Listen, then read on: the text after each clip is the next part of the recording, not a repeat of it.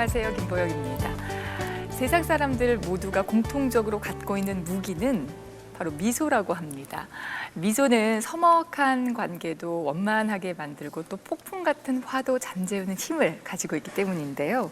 하지만 미소가 아무리 강한 힘을 가지고 있다고 해도 웃지 않는다면 아무 소용이 없겠죠. 책도 마찬가지입니다. 아무리 좋은 책이 있다고 해도 독자들이 읽지 않는다면 그 가치를 찾을 수가 없겠죠. 영국에 이런 속담이 있습니다. 아무리 좋은 책이라도 읽지 않는다면 나무 토막과 같다. 좋은 책과 함께하는 시간, TV 도서관에 가다 시작하겠습니다.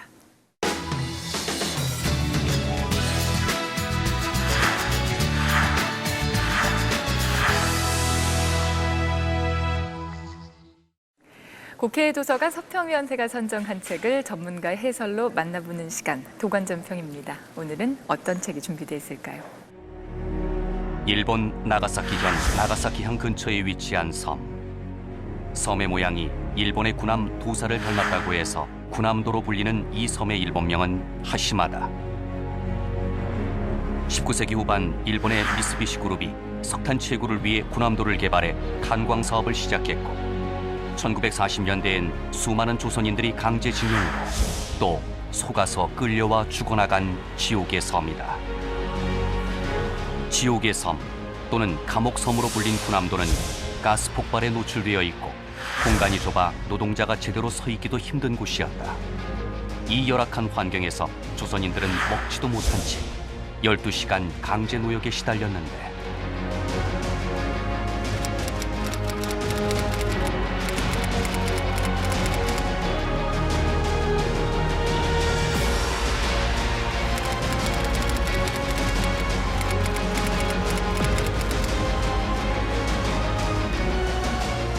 2015년 유네스코 문화유산에 등재되어 다시 한번 논란이 됐던 군함도. 일제강점기, 군함도에선 무슨 일이 벌어진 것일까? 그곳에서 죽음보다 못한 삶을 살던 조선인들이 마지막까지 목 놓아 외쳤던 절규는 무엇일까? 실화를 바탕으로 우리 시대의 작가 한수산이 눈물로 써내려갔다는 소설 군함도를 통해 아프지만 잊어선 안 될 역사의 진실을 만나보자. 오늘 도관전평이 선정한 책은 군함도입니다. 책 이야기 함께해 주실 두 분 모셨습니다. 먼저 저자이신 한수산 소설가 나오셨습니다. 안녕하세요. 네, 안녕하세요. 네, 문화평론가 정여울 작가 함께 자리해 주셨습니다. 반갑습니다. 안녕하세요. 네, 일제강점기에 우리 민족이 겪었던 아픔을 배경으로 한 소설이죠. 군함도. 작가님 어떻게 해서 이 책 쓰시게 되셨는지 계기 궁금하고요. 또 이 책 굉장히 오랫동안 쓰셨잖아요. 네. 얼마 동안 쓰셨는지도 좀 말씀해 주세요. 부끄럽죠. 뭐 27년이 걸렸으니까요. 네네. 우연히 이런저런 사정 때문에 일본에 가서 한 4년을 살게 되는데 그때 여러 자료를 읽다가 이런 느낌을 받죠. 그렇게 오랜 세월이 지나갔는데도 한일 간에 이렇게 과거사가 청산이 되지 않았던가. 네. 청산되지 않고 해결되지 않고 끝나지 않은 역사 그냥 살아있어요. 너무 놀랐어요. 그리고 작가적 입장에서 문학적 어떤 그 청산이 필요하지 않는가 해서 그때부터 이제 관심을 가지고 자료를 모으고 하게 된 과정에서 네. 우연하게 아주 우연하게 책이 크지도 않아요. 두께가 한 뭐 100여 페이지니까 요만한 두께의 원폭과 조선인이라는 책을 보게 돼요. 네. 놀랍게도 그 책에는 그 히로시마 뭐 원폭 이런 거 우리가 잘 알죠. 그런데 나가사키의 원폭이 떨어졌다는 걸 알고 있었습니다만 그 나가사키에서 1만 2천 명이나 되는 무수한 조선인이 사망했고 만여 명이 부상당한 채 귀국했다는 네. 자료를 보게 돼요. 네. 그리고 그 나가사키에서 조금 떨어져 있는 작은 섬에서 600명에서 1000명까지의 그 지하 막장에 내려가서 강제 노역에 청해진 지형물들이 있었다라는 네. 사실을 알고 나서 저도 너무 놀라죠. 그래서 90년부터 현장 취재를 시작하면서 네. 마침 제가 취재를 시작했을 때만 해도 27년 전이니까 생존자분이 계셨어요. 네. 일제강점기 생존 피해자죠. 네. 그분을 아주 고마운 분을 하나 만나서 그분과 함께 그 섬을 이제 뒤지고 다니고 네. 현장을 보면서 서글픈 얘기를 많이 듣게 되죠. 이제. 네. 정말 오랜 기간 동안 현장을 답사하고 취재하고 하시면서 책을 쓰신 것이로군요. 네, 그럴 수밖에 없는 네. 곳이 네. 1940년대의 탄광 시설과 폐광될 시절의 그 근대화된 탄광 시절이 또 달라요. 그죠. 네, 네. 그런 것 때문에 가진 여러 가지 어려움이 많았죠, 이제는. 정말 많은 시간과 노고를 들여서 쓰신 네. 책이 아닌가 싶은데 송 작가님 군함도 이 책 어떻게 읽으셨어요? 잊혀진 이야기들 그리고 알고 있다고 생각하지만 사실은 구체적으로 잘 알지 못했던 네. 특히 이제 일제징용의 문제라든지 그리고 조선인 원폭 피해자들의 문제 네. 이제 정면으로 이렇게 장편으로 다룬 작품들이 많진 않았던 것 같아요. 거의 일제징용과 또 원폭 피해라는 어떤 이중의 네. 구속을 굉장히 그 스케일이 크게 표현한 소설인 것 같은데요. 네. 정말 우리 시대에 꼭 필요한 역사 소설이 아닐까. 그리고 네. 사실 교과서로만은 역사를 다 배울 수가 없잖아요. 그렇죠. 예, 그래서 어떤 교과서도 사실 역사를 다 담아내진 못할 거예요. 그런데 그런 의미에서 소설이 할 수 있는 일은 개개인의 아픔들을 예, 묻혀진 아픔들을 복원해서 네. 사람들에게 정말 역사의 과거와 현재와 미래를 생각하게 해주는 네, 네. 그런 역할이 아닐까 네. 싶습니다. 근데 작가님 실제로 군함도를 뭐 10번 이상 가셨다고요. 9번까지는 네. 셌었어요. 그런데 네. 10번 넘어가면서는 네. 아이고 뭐 10번 갔다 그러자 그러는데 그다음에는 네. 그다음에 꽤 수차례 가긴 갔는데요. 이 섬이 특이해서 네. 이 해류가 동중국해물 해류라 그러는데 조금만 파도가 있어도 상륙을 못해요. 그렇게 좀 위험한데요. 거기가 네. 특이한데 그것이 바로 여기 있던 사람들이 섬 밖으로 탈출하는 걸 자연적으로 막아줬던 그런 그래서 고립됐던 섬인데 그래서 가서 섬에 올라가지 못하고 빙빙 돈 적도 참 많고요. 네. 실제로 가서 보시니까 또 어떻던가요? 원명이 하시마입니다만 네. 하시마인데 이 섬의 모습이 도사라고 하는 일본이 만났던 군함이 있었어요. 전함이죠. 도사라는 그 일본의 개 이름입니다. 그 일본 특유의 개 이제 그 이름을 따서 아주 맹견으로 알려져 있죠. 한 번 네. 누르면 놓지 않는 한 네. 개인데 그 이름을 딴 군함이었는데 이 군함과 모습이 흡사하게 닮았다. 그래서 이제 사람들이 군함도 하게 되는 거예요. 네. 이 섬이 원래 축구장만한 섬이에요. 네. 축구장 크기예요. 그런데 무인도죠. 사람이 살지 못하는 2m쯤을 파니까 평지에서 석탄이 나오기 시작해요. 그러면서 이제 석탄광이 개발되고 나중에 이제 영국인이 투자를 해서 이제 굉장히 근대식 시설을 갖추게 되면서 특별하게 갱도를 이렇게 평면으로 뚫고 다니는 게 네. 직하합니다. 땅 속으로. 네네. 이게 쫙 초속 8m 속도로 엘리베이터 같은 시설이 있을 때가 아니니까 네. 도르래 장치를 이용해서 강경한 힘을 내는 걸로 쫙 내려가죠. 이제 거의 다 토하면서 내려간다고 기록이 나와요. 네. 캄캄한 어둠 속을 네, 내려가서 네. 거기서부터 이제 탄을 캐는 곳에 들어가게 되는 거죠. 근데 이 축구장만한 섬이 이제 점점점 안에서 뭘 파내면서 이제 그 찌꺼기 같은 흙이라든가 돌을 버리게 되니까 이게 점점 늘어나서 현재는 축구장은 3배 크기로 돼 있는데 네. 근데 이 섬에는 물만 안 나는 것이 아니라 야채를 기를 땅도 없는 섬이에요. 네네. 그냥 모든 일상용품을 배로 실어와야 되는데요. 그러니까 뭐 야채에서부터 쌀이고 뭐 의보이고 전부. 그다음에 사람들 거기서 쓰는 인분 같은 것도 실어내 가서 거름으로 쓰고요. 이제. 네. 예, 그리고 이 섬에는 딱 2가지가 없어요. 공원과 묘지가 없을 뿐 다른 건 다 있어요. 5천 명 이상의 사람들이 가족과 함께 광부들이 생활했기 때문에 네. 그런데 일본인들과 그 조선인 징용으로 간 사람들과의 차별은 현격하게 다르죠. 더군다나 이 섬은 한때 그 나가사키 현의 관영탄광이었어요. 관영탄광의 시절에는 나가사키 형무소에 있는 죄수들을 수형자들을 사역을 시켰어요 여기다. 그럼 왜 우리 영화 같은 데서 보잖아요. 죄수들 여기다 쇠고랑 네, 차고 네. 일하는 거. 네. 그거를 했던 데예요. 네. 그때 그런 걸 겪으면서 인권의 사각지대가 되죠. 그게 이상한 전통 아닌 전통으로 이 탄광에 남았던 겁니다. 그래서 민간이 탄광, 미쓰비시, 재벌이 탄광 운영하면서도 그런 그 인간에 대한 아주 그 뭐 구타에서 비롯한 네. 비치가 아주 횡행하는 네. 그게 전통처럼 남아 있어서 이름이 지옥섬이라든가 그 탄광 갱도로 드는 큰 문인데 그걸 지옥문이라고 불렀다든가 하는 참 우리로서는 기억하기 싫은 아주 서글픈 역사가 네. 시작되는 거죠 이제. 아니 근데 그런 섬인 군함도가 작년에 유네스코 문화유산에 등재가 됐어요. 근데 문화유산은요 예. 자랑스럽지 않은 역사도 문화유산으로 등재가 돼요. 대표적인 게 뭐 홀로코스트 같은 거죠. 네네. 인류가 다시는 반복하지 말아야 할 비극이다. 오역의 역사다. 그래서 저는 그렇게 판단을 해요. 이 섬 자체가 가지는 가치는 있어요.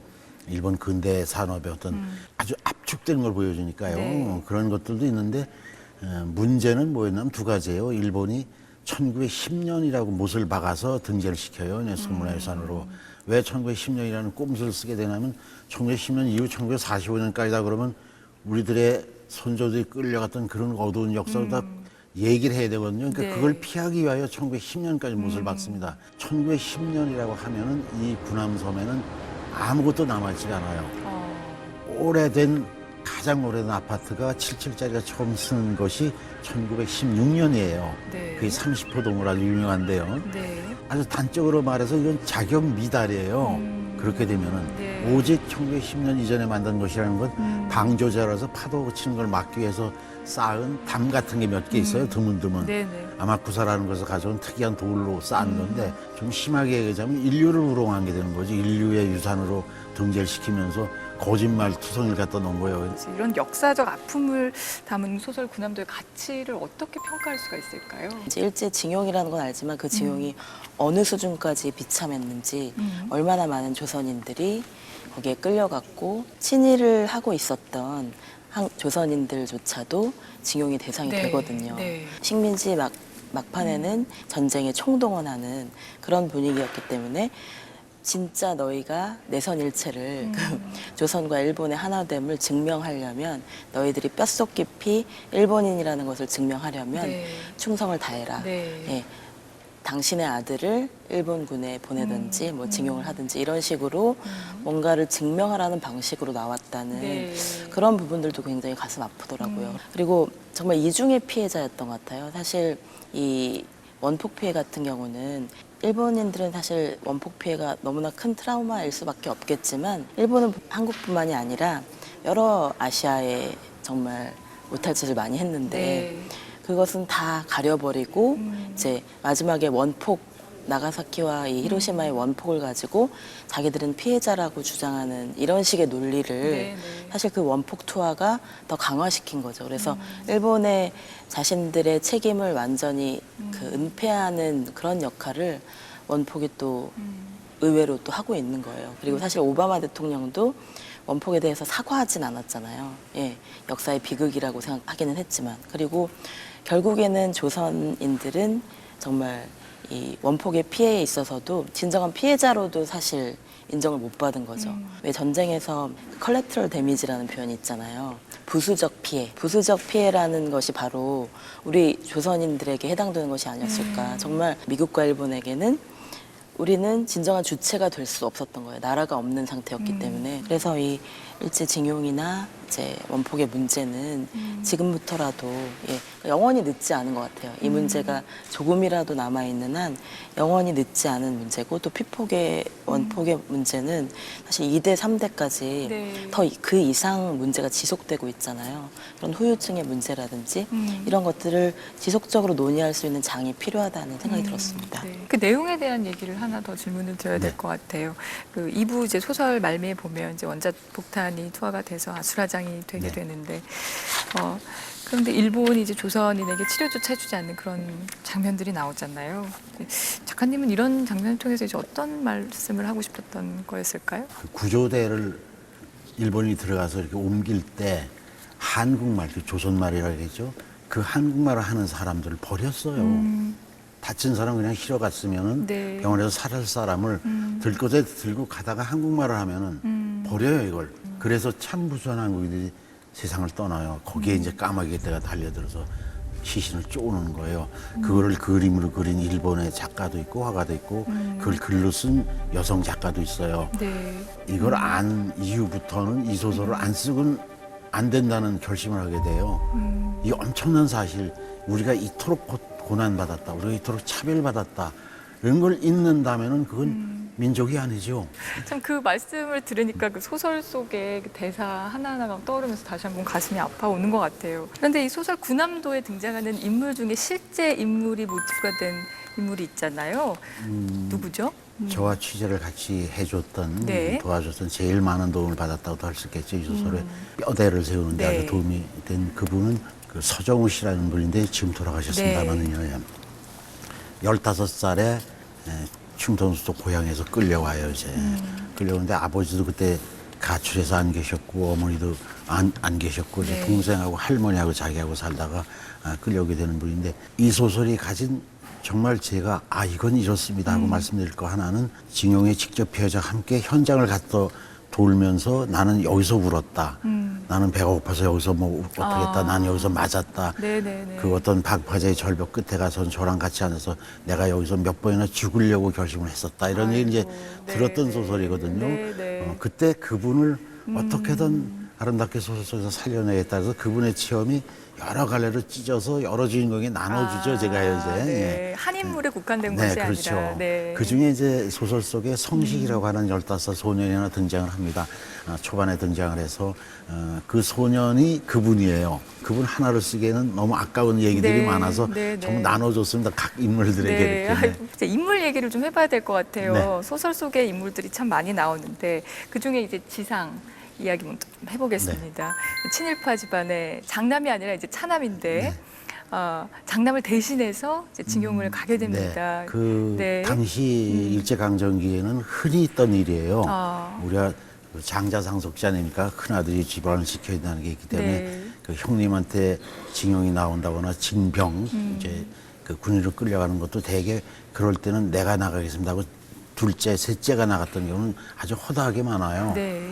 지상이라는 인물은 친일파 뭐 정미소집 잘 사는 집 아들로 태어나서 살았어요. 네. 그러면서 일본 그러면 이 친구는 어떤 환상을 가지고 있었냐면 초등학교 어린 시절에 그 풍금을 가르쳐주고 풍금을 쳐주던 여선생님의 하얀 브라우스와 조용조용했던 모습이 일본이에요. 네. 그 친구에게는. 네. 그런 그 아주 그 환상적인 비현실적인 걸 가지고 끌려가요 이제. 그러면서 그게 하나하나 무너지는 거죠. 탄광에서 무너지고 조선소에 가서 무너지고 네. 피폭을 당하면 무너져서 비로소 어떤 민족의식을 싹 트는 식으로 그 캐릭터를 주인공의 성격을 성장시켜 나가는 걸 그 친구가 해내줬어요. 네. 소설을 쓰다 보면은 인물들이 저 혼자 막 갈 때가 있어요. 다른 데로. 그럼 네. 제발 일로 와라. 그러면서 이제 쓰거든요. 네네. 그래서 그런 걸 해내줬던 친구여서 저도 고맙게 생각하고 그러죠. 네. 춘천의 친일파로 이름난 집안에서 자란 지상은 뛰라면 뛰고 구르라면 구르며 욕설과 매질 속에서 일본을 마주하게 되고 무력감과 절망에 빠지게 된다. 그곳에서 같은 춘천 고등보통학교 출신인 우석을 만나게 되고 두 사람은 나란히 미쯔비시 광업소 다카시마 탄광 하시마 분원에서 감옥 같은 징용 생활을 시작한다. 이것이구나. 나라가 없다는 것이 이런 것이구나. 내놓으라는 것 다 내놓고 여기까지 끌려왔다. 이제 또 서라면 서고 때리면 맞아야 한다. 왜 우리가 이래야 하는가? 군함도 탄광에서 매일 죽어나가는 조선인들을 보면서 비로소 내 나라, 내 조국 독립에 대한 생각을 하게 된다. 어렵사리 군함도를 탈출하지만 다시 나가사키에서 원폭 피해를 당하게 된다. 지상의 아내 서형. 순종적인 조선의 여인으로 징용간 남편 지상을 기다리며 홀로 아들을 낳아 키운다. 남편의 소식이 없자 직접 일본으로 남편을 찾아 나선다. 어렵사리 군함도에 갔지만 남편이 실종됐다는 소식을 듣고 일본군의 일침을 가하는 강한 여인의 모습을 보여주기도 한다. 무책임의 극치군요. 징용 온 분들 누구의 명령을 받고 왔습니까? 총독부에서 내세운 게 내선 일치 아닙니까? 조선인에게 의무가 있다면 일본엔 책임이 있는 거 아닙니까? 국민을 징용했으면 당연히 보호해야 하고 징용이 끝나면 부모와 처자식 앞으로 돌려보내줄 의무가 있는 거 아닙니까? 서영이 그런 말을 하는 부분이 있어요. 이제 남편이 징용을 간 상태에서 혼자 아이를 낳아야 했는데 여성은 아이를 키우면서 저절로 철이 들기 때문에 굳이 철들려고 노력하지 않아도 된다는 그런 이제 마음속에서 그런 네. 생각을 하는 부분이 있는데 서영에게는 아이를 키우고 남편을 기다리고 그리고 시부모님을 모시는 것이 자신에게 허락된 유일한 사람답게 사는 길이었던 것 같아요. 어떻게 보면 조금은 수동적으로 보일 수도 있는 그런 인물이라고 처음에는 생각했는데 마지막에 남편을 찾으러 가서 정말 씩씩하게 아이를 들쳐업고서 네. 일본인에게 저항하는 모습을 봤을 때 너무나 통쾌하면서도 맞아요. 맞다. 당신들은 징용을 데리고 왔으면 책임을 져야 될 거 아니냐 하면서 남편이 실종됐는데 자기네들은 아무런 책임이 없는 것처럼 말하는 그 일본인들에게 당당히 항거하는 그 모습. 네. 그 모습이 너무나 좀 아름답다고 해야 될까요? 아마 그런 분들이 많았을 것 같아요. 예, 우리의 역사 속에서는 기록할 수 없는 그런 대목들이지만 저마다의 자리에서 정말 최소한의 인간의 가치를 찾기 위해서 분투했던 분들이 네, 네. 그래도 우리를 지금까지 지켜주는 어떤 역사 정신이 아닐까 그런 생각이 들었습니다. 네. 지상과 같은 춘천고보 출신의 엘리트 청년 우석. 조선의 독립에 대해 깊이 고민하는 인물이다. 고향의 경제적 자립을 도모하다 발각된 상록회 사건을 함께 겪은 지상과 또다시 군함도에서 만나 모진 삶을 살던 그에게 군함도 유곽에 사는 조선 여인 금화는 유일한 위로가 된다. 하지만 군함도에서 탈출할 때 금화를 데리고 가지 못한다. 나는 아무 의무도 다하지 못했구나. 그러나 나는 여기 와서 분노해야 할 때 분노하는 법을 배웠다. 그럼 됐다. 이제부터는 그렇게 살아갈 거다. 그렇게 싸워갈 거다. 사실 이 소설 속에서 우석이라는 인물은 제가 이제까지 소설 써오면서 못 그렸던 인물의 하나예요. 저는 이렇게 현실과 맞서 싸우는 인물을 거의 못 그렸던 작가예요. 아, 그런가요? 네. 회의하는 인물들 많이 그렸죠, 이제. 네. 힘들게 그 시절을 살면서 주인공인 지상이와 달리 이쪽 주인공은 이미 민족적 어떤 각성을 가지고 있는 친구죠. 네. 조국이 어떻게 도탄에 빠졌는가를 알기 위해서 전라도 쪽 현장도 가서 노동도 해보고 장돌배기도 해보고 뭐 절간에 가서 내가 무엇인가를 알기 위해서 도도 닦아보려다 실패해서 돌아오고 이랬던 과정을 거쳐서 이제 징용을 끌려온 친구니까요. 네, 네.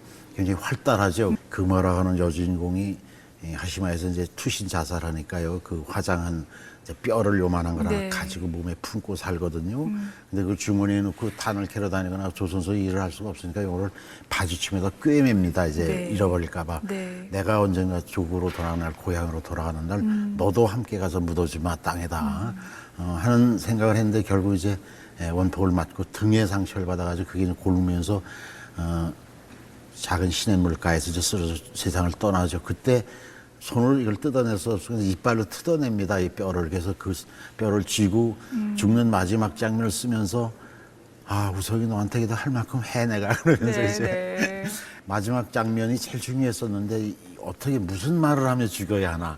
그 주인공이 마지막으로 하는 말의 모티브를 어디서 가져오냐면 그 한국 103위 천주교 성인 중에서 두 번째로 나오는 정화상이라는 성인이 있어요. 그 정화상 성인이 관에다 냈던 그 이런 상소문 같은 게 있는데 네. 예, 거기에 맨 마지막 구절에 그런 얘기가 나와요. 내가 이걸 못하고 죽는다면 100대가 가도 사귀지 못할 통한을 품고 나는 간다 이런 말을 쓰거든요. 그래서 그 말과 비슷한 말을 하면서 죽죠. 이제 나는 1000대가 지나도 풀지 못할 한을 안고 나는 가노라 그러면서 네, 네. 조국의 봄날이 오고 조국의 동네 오면 춤추고 싶구나 노래하고 싶구나 하는 주인공을 만들었죠. 네, 네. 자, 금화라는 인물에 대해서 얘기가 조금 전에 작가님도 해주셨는데 굉장히 이제 중요한 인물이고 네. 처음에 등장했을 때 굉장히 강렬한 인상을 줬어요. 어떤 인물이죠? 금화의 어떤 비극적인 종말을 예감하면서도 아 제발 작가님이 좀 자비를 베풀어서 예 어떻게 기적처럼 살아났으면 좋겠다 이런 생각을 했을 정도로 너무나 안타까웠는데 네. 금화라는 인물은 사실 많은 사람들이 금화에 관심을 가져요. 그러니까 여성으로서도 관심을 가지고 그리고 또 금화가 굉장히 화술이 뛰어나잖아요. 그래서 이 말을 할 때 사람의 마음을 움직이는 어떤 힘이 있는데 금화는 사실 이 군함도에서 뭐 술을 팔고 또 팔아서는 안 될 것까지 팔면서 비참하게 살아가고 있지만 그럼에도 불구하고 굉장히 생동감 있는 그런 역동적인 인물로 느껴지는 이유는 그러니까 사람들이 차마 드러내지 못하는 부분들을 너무나 쉽게 툭툭 뱉어내는 그런 말을 통해서 카타르시스를 느끼는 거죠. 당신들은 왜 정말 일본인들한테 뭔가 한 거라도 못 해보고 예, 저항도 못 해보고 그렇게 소심하게 살아가고 있냐는 그런 느낌을 줄 때 남자들이 어떻게 보면은 정신을 바짝 차리게 되는 거죠. 군함도 유곽에서 살고 있는 조선 여인 금화. 비록 술을 팔고 있지만 일본인들도 두려워할 정도의 당찬 여인이다. 강제징용으로 끌려온 조선 남자들에게 금기의 말도 서슴없이 꺼내는 여인이다. 조선 남자들 못나긴 벨이 있나 속이 있나. 한번 치받지도 못할 바엔 죽는 신용을 하며 기든지 아니면 혀를 깨물고 죽기라도 하든가. 중도 아니고 속도 아니고 여기 조선 남자가 얼마요? 그 떼거리가 얼만데 동포 붙들어다가 반송장 만들고 있다는데 뭐들 하고 있답니까? 엄마가 보고 싶어서 고향이 그리워서 실컷 울어보려고 나온 바닷가 방파제에서 만난 우석을 사랑하게 된다. 고남도를 함께 탈출하자는 우석을 뿌리치고 자신만의 방법으로 우석을 지켜준다. 지상과 우석이 탈출을 도모하던 밤 일본군의 시선을 돌려준 사건으로 모진 고문을 당하다가 우석과 만나던 그 바닷가에서 투신해 스스로 목숨을 끊는다. 금화가 이제 정말 너무나 사랑하는 우석을 보내줘야 하는 그 순간, 그런데 그냥 보내주는 것도 너무 고통스러운데 그 보내주는 순간에 자신이 정말 논개처럼 그 일본인 한 명이라도 어떻게 자기가 처단해야 되겠다고 생각을 하고 네. 그 경비병을 붙들고 이제 유혹을 하는 장면에서 너무 가슴이 아프더라고요. 가장 자신이 사실은 혐오하는 자신의 모습일 텐데도 사랑하는 남자를 위해서 그 사람이 무사히 정말 탈출을 할 수 있기 위해서 자신이 정말 싫어하는 행동을 하는 그 과정이 너무 가슴 아프게 그려졌고 또 그것 때문에 심각한 고문도 받잖아요. 예. 언젠가는 이 남자가 정말 나를 위해서 어떻게든 다시 살아 돌아와서 나를 찾으러 올 걸 알기 때문에 차라리 지금 죽는다고. 그러니까 내 하루하루가 그 사람에게는 치욕이 될 수 있기 때문에 네네. 내가 지금 죽는 것이 차라리 낫다고 생각하는 그 장면이 너무 가슴 아팠거든요. 예. 지금 우리 정 작가께서 금화 얘기를 했는데 금화 얘기를 하나만 그 작가니까 겪었던 특별한 얘기를 하나만 해드리자면은 그 일본어판이 나왔을 때 일본어판 상하권을 들고 갔는데 섬에 올라갈 수가 없어요. 파도가 심해서. 그래서 섬을 한 몇 바퀴 이렇게 돕니다. 이제 천천히 섬을 배를 타고 도는데 정말 이건 작가만이 가질 수 있었던 행복한 기쁨이었어요. 그 검게 변한 아파트를 쭉 서는 곳에서 환영이죠. 이렇게 거기 하얗게 소복을 입은 금화가 서서 손을 흔드는 거예요. 네. 쭉 보고 있는데 거기 여자가 어른거려요. 그러면서 그런 소리가 들려요. 고마워. 내 얘기를 써줘서 고마워. 그런 소리가 들려요. 배를 치고 탄탄히 가면서 그 환영이 사라지는 걸 이렇게 보고 있었는데 그때 아마 제 눈에 저도 모르게 눈물이 흐르고 있었나 봐요. 네.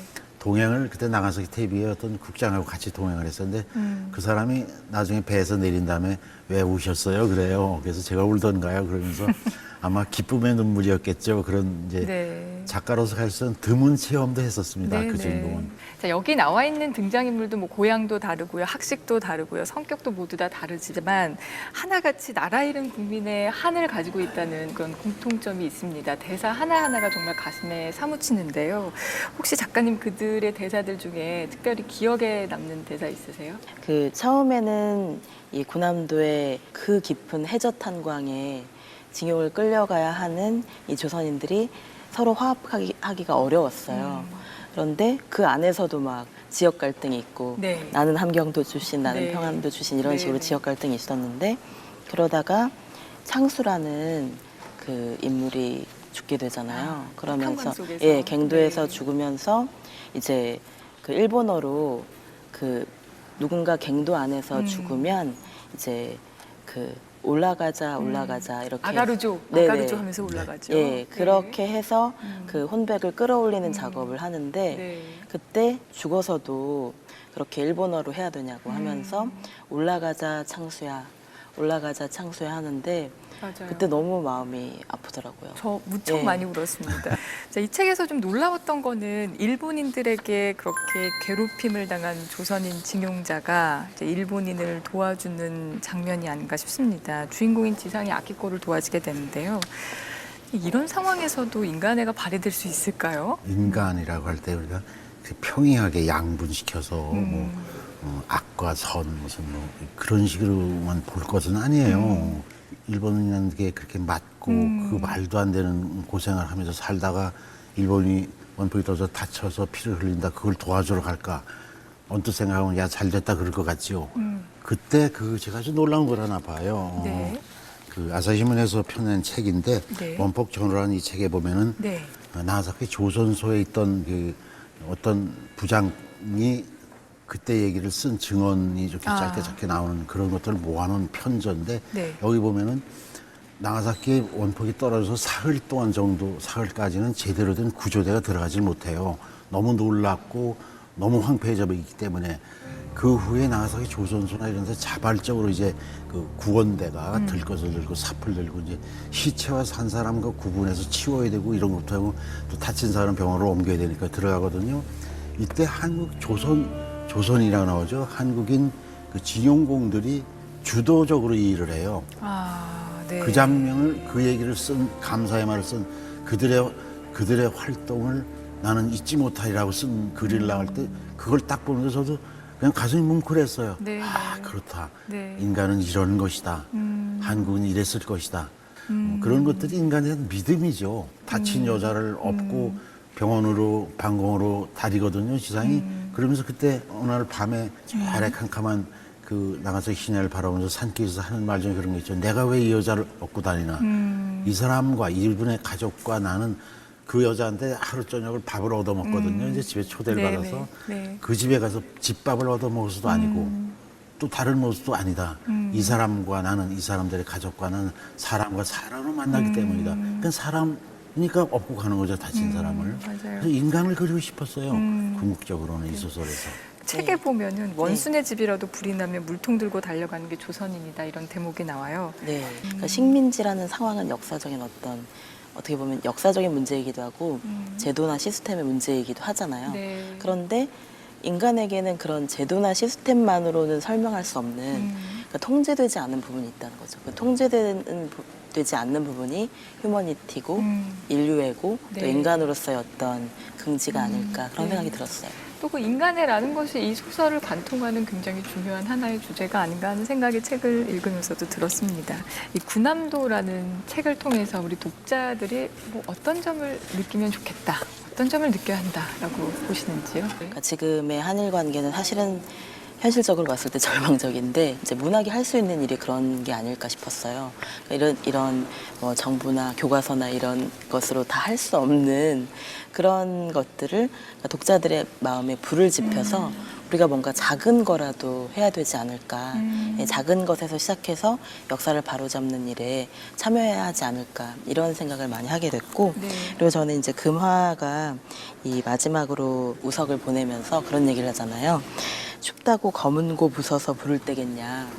그러니까 당신은 정말 아름다운 검은고인데 당신이 만약에 장작처럼 자신을 불태워버린다면 난 용납할 수가 없다. 그러니까 내가 당신을 그리워할 수 있고 사랑할 수 있는 그 힘을 달라. 그러니까 당신이 사람답게 사는 것이 내가 이렇게 이곳에서 비참하게 사는 것에 대한 마지막 보상이라고 생각하는 그 장면이 너무나 마음 아팠는데 그럼에도 불구하고 이건 단지 우석에게만 하는 말이 아니라 우리 자신에게 하는 말이라는 생각이 들었어요. 우리가 우리 자신을 하찮게 여긴다면 예, 그리고 우리의 역사적 상처를 잊어야지 어떻게 극복하겠어 이런 식으로 생각한다면 전혀 해결이 안 되거든요. 그러니까 포기하지 말고 계속 문제를 제기해야 되는 거죠. 네네. 위안부 문제도 그렇고 네. 징용 문제도 그렇고 네네. 원폭 문제도 그렇고 그래서 우리가 장작이 아닌 검은고가 될 때까지 포기하지 말아야겠다는 생각을 했습니다. 네.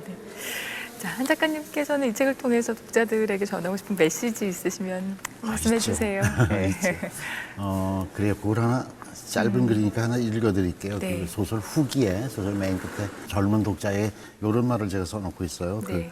이 소설은 이렇게 수면 위에 올라 있는 빙산의 일각 그러지 않습니까? 요일 뿐이다. 이 밑에 불 밑에 거대한 얼음 덩어리가 있다. 이거를 볼 수 있는 눈을 떠다오. 라는 게 이 소설을 쓰면서 생각이었습니다. 그래서 제가 이런 얘기를 써요.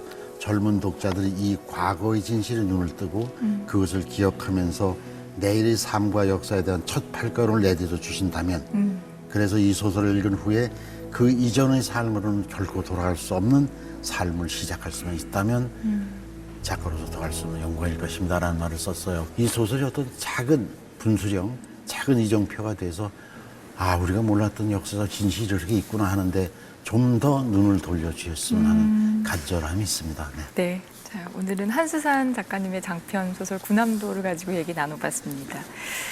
지나간 우리의 역사 단지 과거이기만 할까요? 우리의 현재이기도 하고 미래가 아닐까 하는 생각을 해봤습니다. 고통스럽고 또 치욕스러운 과거라고 해도 그 과거를 올바르게 이해를 해야 내일을 위한 희망을 만들 수 있지 않을까요? 오늘 좋은 말씀 해주신 두 분 고맙습니다. 고맙습니다.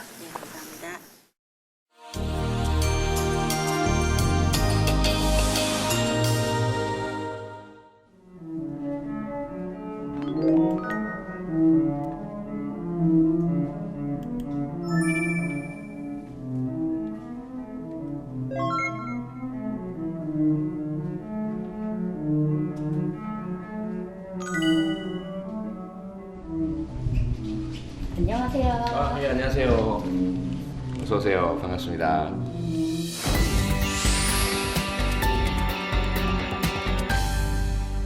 그동안 범죄 전문가 이렇게 인터뷰로만 뵙다가 이제 의원님이라고 부르게 되니까 좀 어색합니다.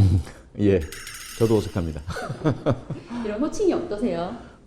아직은 좀 간지럽고 좀 그렇죠. 하지만 뭐 그 호칭에 담긴 의미가 그 역할을 제대로 하라는 또 뜻도 있으니까요. 그 역할을 제대로 할 수 있도록 노력하겠습니다. 또 여기가 미니 경찰서라는 얘기를 하시더라고요. 예. 무슨 뜻인가요? 아무래도 저도 경찰관 출신이고요. 저희 보좌진 중에 2명이 또 경찰 출신입니다.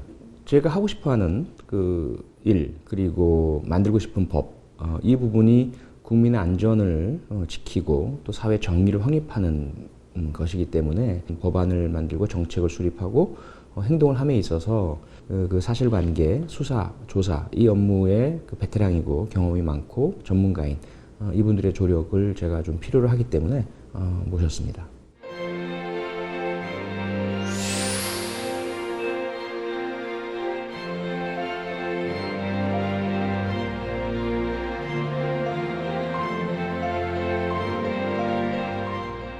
독서하실 때 자기만의 비법이나 이런 게 있으시다면요?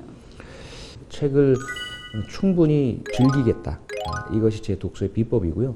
글 뒤에 또는 행간에 숨어있는 메시지 이런 부분들을 좀 조금씩 분석하면서 이렇게 읽는 그런 독서 습관을 가지고 있습니다. 특별히 좋아하는 분야나 이런 거 있으세요?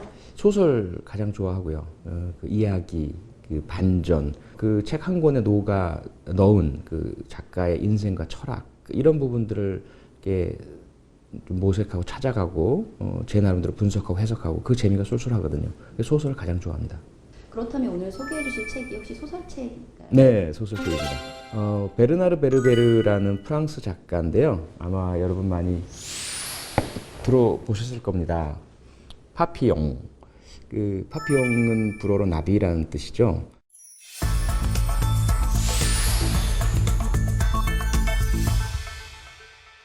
지구의 멸망이라는 대단히 심각하고 우울하면서 점점 우리에게 다가오는 것 같은 이 과학적인 테마죠.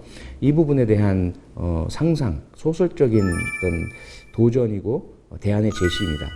최근 그 영화 곡성에서 무엇이 중요한디? 뭐 이게 아주 유행하고 있잖아요. 정말 무엇이 중요한가 우리 삶에서 이 부분을 자기도 모르는 사이에 책을 읽으면서 좀 느끼고 깨닫고 생각하게 만드는 그런 책이라서 제가 오늘 꼭 소개를 해드리고 싶습니다.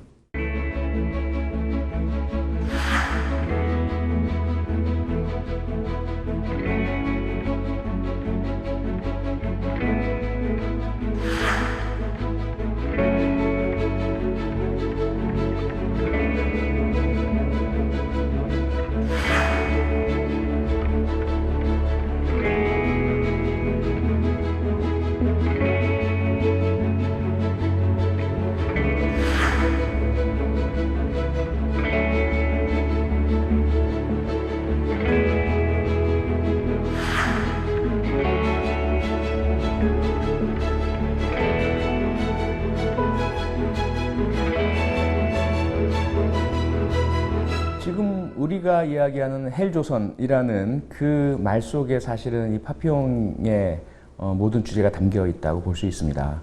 청년들이 느끼는 답답함, 인간들이 탐욕, 이기심, 그리고 환경을 자꾸 오염시키고 미세먼지 문제도 지금 우리 대두가 되고 있잖아요. 그래서 더 이상 지구는 오랫동안 지속되지 못할 거야. 그러면 멸망하기 전에 우리가 인류를 구원해야 하니까 이대로 다 죽을 수는 없으니까 새로운 세계, 새로운 지구, 새로운 인간 세상을 만들자. 이것이 이제 지구를 떠나야 되겠다, 탈출해야 되겠다, 우주로 나가야 되겠다라는 가장 근본적인 동기인 거죠.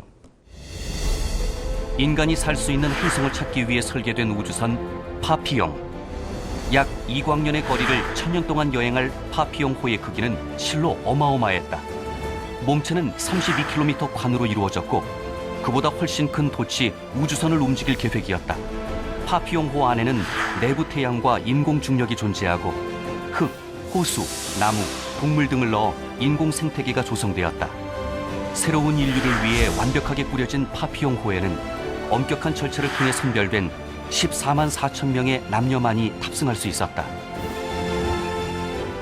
제가 가장 주목하고 있는 부분이 그 부분입니다. 가장 저를 스릴 넘치게 만들고 긴장하게 만들고 주목하게 만들고 집중하게 만들었던 부분이거든요. 인권을 존중하고 그리고 이타적이고 자기보다는 공동체를 더 위하는 이러한 사람들로 새로운 사회를 구성했을 때 우리가 생각하는 이상향이 되지 않겠느냐라는 거죠. 그러면 전쟁도 없을 것이고 범죄도 없을 것이고 탐욕, 이기심, 불신 이런 것들 때문에 생기는 그 위험, 사회적 비용 이런 것들을 다 줄여나갈 수 있게 되지 않겠어요? 아주 간단하게 말씀드리자면 배제되어야 할 사람들부터 이제 생깁니다. 그 1순위가 정치인이에요.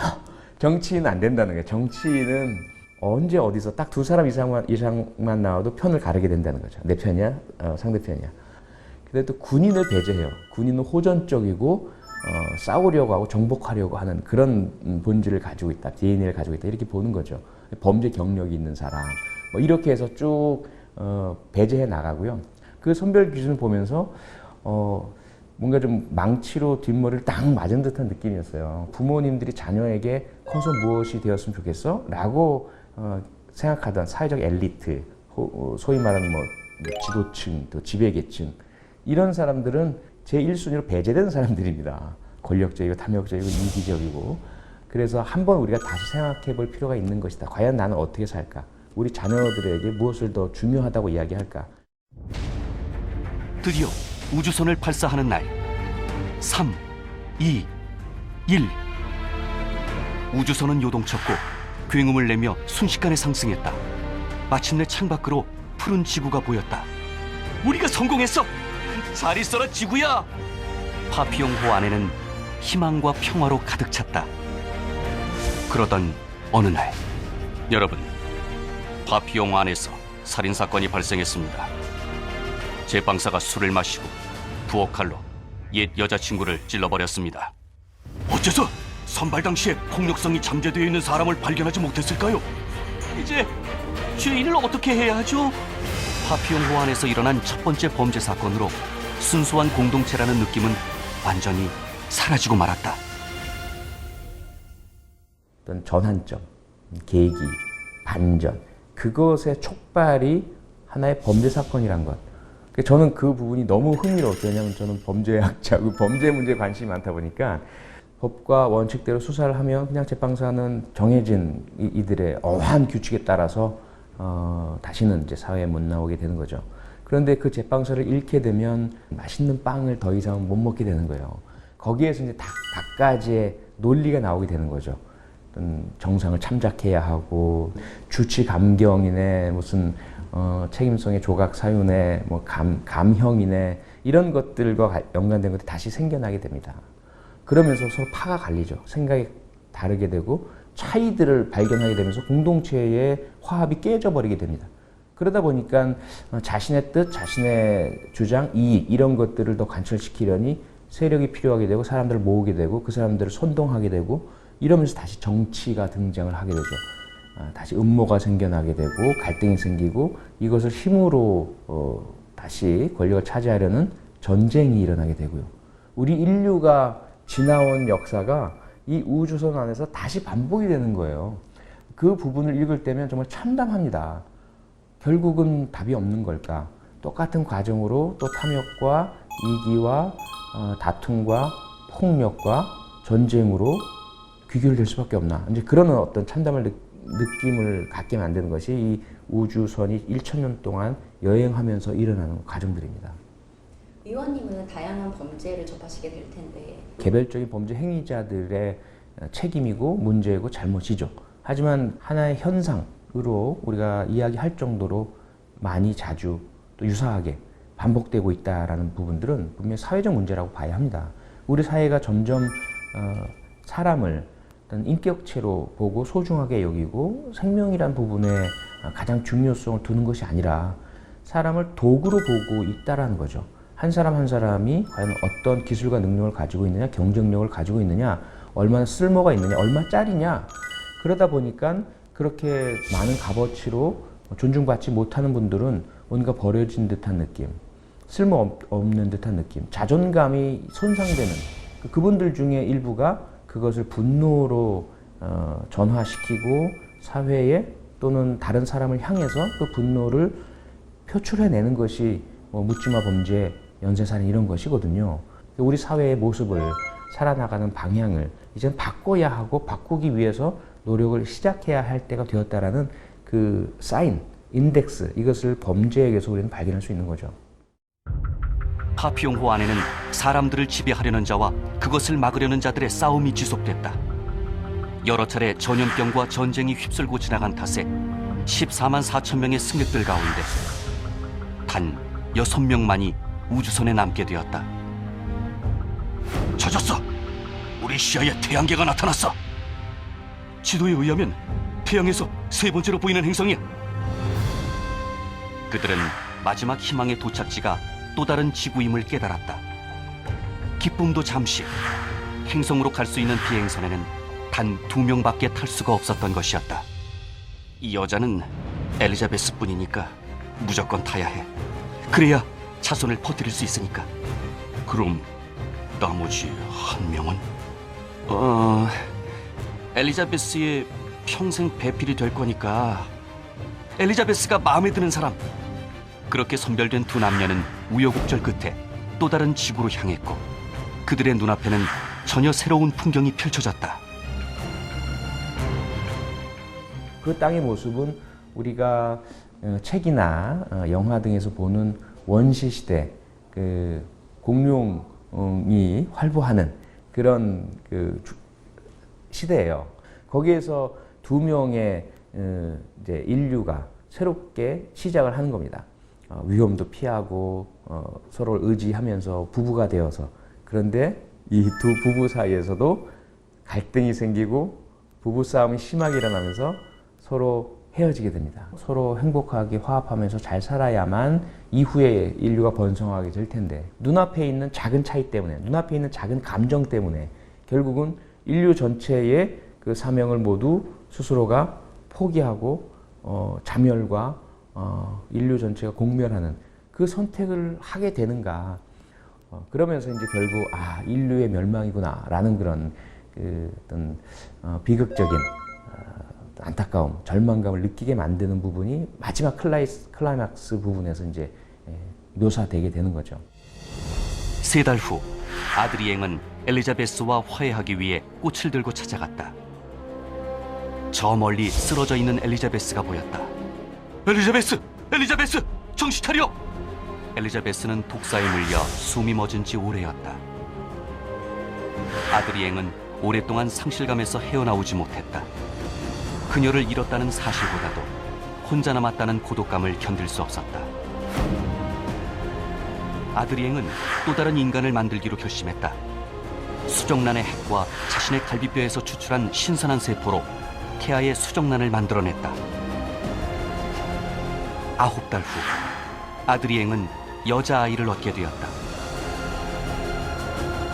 또 다른 지구에는 다시 남자와 여자 두 사람이 존재하게 됐다. 제가 한 사람의 참 정치인으로서 할 수 있는 일이 무엇일까 늘 좀 무력감, 자괴감에 빠집니다. 하지만 저는 한 사람의 힘을 믿습니다. 한 사람이 정말 최선의 노력을 다하고 올바른 방향을 향해서 노력을 할 때 그 한 사람이 다른 사람을 만나서 두 사람의 힘으로 만들어낼 수 있고 또 세 사람의 힘으로 만들어낼 수 있고 그런 사람들이 모여서 커다란 하나의 힘으로 모일 때, 힘을 합칠 때 결국 우리 사회는 변화해 나간다고 저는 믿습니다. 눈덩이 효과라고 흔히들 이야기하죠. 이제 제가 국회의원이 되었으니까 국회의원이 됐다는 것은 여러 그 작은 눈 분자들 하나가 아니라 그 눈 분자들이 모여서 단단한 이제 눈덩이 하나를 만들어냈다라고 봅니다. 이제 저는 굴러가야죠. 굴러가서 커다란 눈덩이로 눈사태를 일으키기 위한 끊임없는 구름 이제 시작하겠습니다.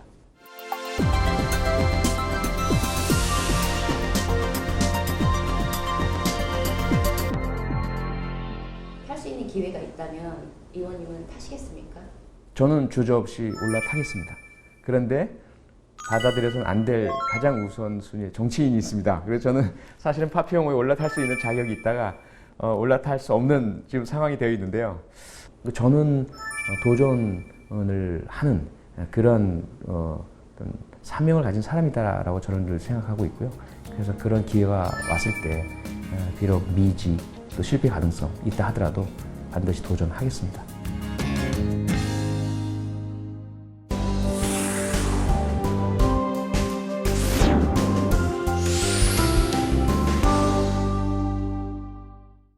국회 도서관이 엄선한 새로 나온 책과 화제의 책들을 만나보는 시간입니다. 신간산책. 오늘은 어떤 책이 준비되어 있을까요? 한류 열풍으로 한국에 관심을 갖는 외국인들이 늘어났는데요. 외국인이 바라본 한국 문화는 어떨까요? 한국인은 왜 그럴까요?에서 만나보시죠. 이화여대 한국학과 교수인 저자 최준식. 그는 외국인 학생들을 가르치면서 한국 문화에 대한 다양한 질문을 받았는데요.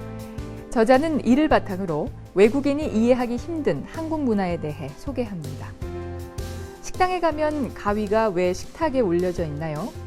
왜 한국인은 밥을 먹고 서로 계산을 하겠다고 싸웠나요? 한국인은 축의금을 낼 때 왜 홀수 금액으로만 내나요? 등 생활 문화를 다양하게 보여주는데요. 특히 한국인은 왜 폭탄주를 좋아하나요? 라는 질문에 저자는 한국인의 빨리빨리 문화에서 답을 찾을 수 있다고 답합니다. 빨리 취하고자 온갖 술을 섞어 먹기 시작했고 식사도 서둘러 하기 위해 반찬을 섞어 먹는 비빔밥이 발전했다고 말하는데요. 외국인의 시선으로 바라본 한국을 소개한 이 책은 외국인뿐 아니라 우리에게도 한국의 문화를 새롭게 바라보는 기회가 될 것입니다. 사극이나 소설을 보면 왕후들이 왕의 총애를 얻기 위해서 모함으로 얼룩진 모습들이 등장하는데요. 정말 왕후들은 질투로 가득 찬 인물들이었을까요? 역사 한가운데 서서 갖은 모략과 시력을 묵묵히 감내한 왕후들의 이야기, 역사를 바꾼 남자, 그 남자를 바꾼 여자를 소개합니다. 우리의 역사를 주제로 저술활동을 펼치는 작가 이소영과 김서윤. 저자들은 임금의 그늘에 가려져 있지만 남자 못지않게 정치력을 자랑한 왕후 20명을 유형별로 나눠 재조명하는데요. 여장부 타입으로는 고구려의 건국을 일군 고구려 추모왕의 왕비 소선호, 주도자 타입으로는 나라의 부흥을 염원해 미륵사를 창건한 백제무왕의 부인 사택왕후, 지식인 타입으로는 조선 최초 여성교양서 편찬자 조선 덕종의 부인 소혜왕후 한씨 등을 소개합니다. 또 선견자 타입으로 꼽히는 태조 이성계의 부인 신덕왕후 강씨는 뛰어난 지략과 빠른 결단력을 가졌는데요.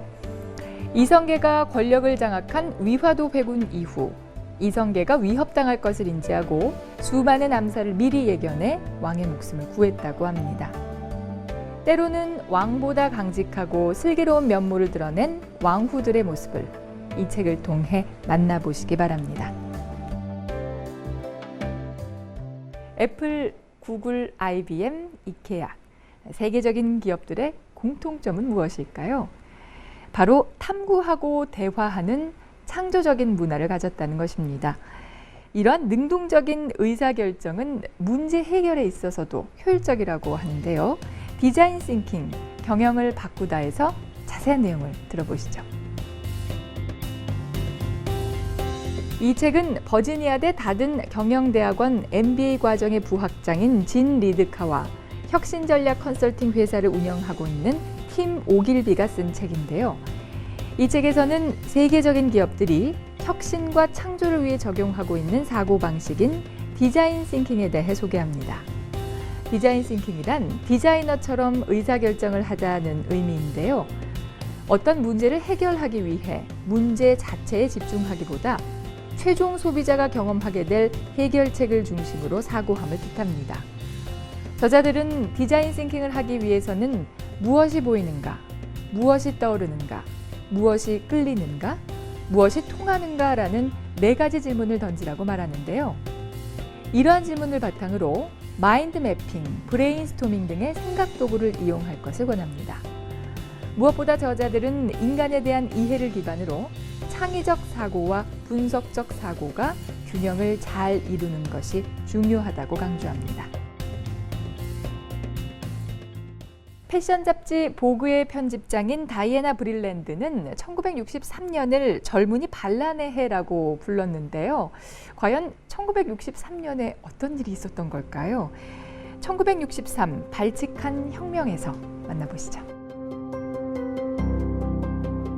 20여 년간 탐사보도 기자로 활약한 로빈 모건과 저널리스트 아리엘 리브. 그들은 1963년을 문화사 중 매우 중요한 해라고 말하는데요. 당시의 젊은이들은 피임약의 보급과 전쟁의 종식으로 임신과 징병의 불안에서 벗어나 자유를 만끽했고 기성세대에 저항하기 위해 젊은이들이 대중문화에 관심을 쏟았기 때문이라고 합니다. 이 책은 1963년을 경험했거나 직간접적으로 시대 변화를 주도했던 문화계의 주역 48명의 인터뷰를 다큐멘터리 형식으로 엮었는데요.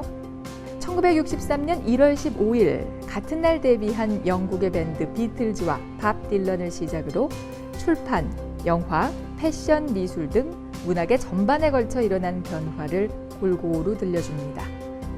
기존의 치마를 한 뼘이나 잘라내 미니스커트를 창시한 패션 디자이너 메리 퀀트, 파마나 올림머리가 전부였던 당시 헤어스타일 가운데 보브컷을 선보인 헤어 디자이너 비달 사순 등 시대를 빛낸 인물들의 이야기로 가득한데요. 자유분방한 1963년의 모습을 엿볼 수 있는 사진 57점이 함께 실려 당시의 모습을 더욱 생생하게 만나볼 수 있습니다. 욕을 하면 분노의 독소가 생기고 분노의 번뇌 에너지가 증가한다. 욕은 강한 자극을 가지고 있는 만큼 그것을 입에 담는 순간 자신의 마음에도 영향을 끼쳐 마음을 더럽힌다. 욕을 하면 왠지 자신이 상대보다 더 낫다는 착각을 하기 쉽다.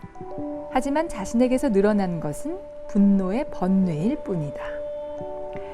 책 생각 버리기 연습에 나오는 구절입니다.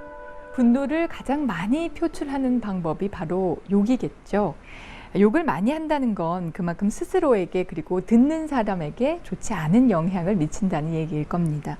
지금부터라도 남을 욕하기보다는 칭찬하는 말, 격려하는 말을 더 많이 하는 습관을 들여보면 어떨까요?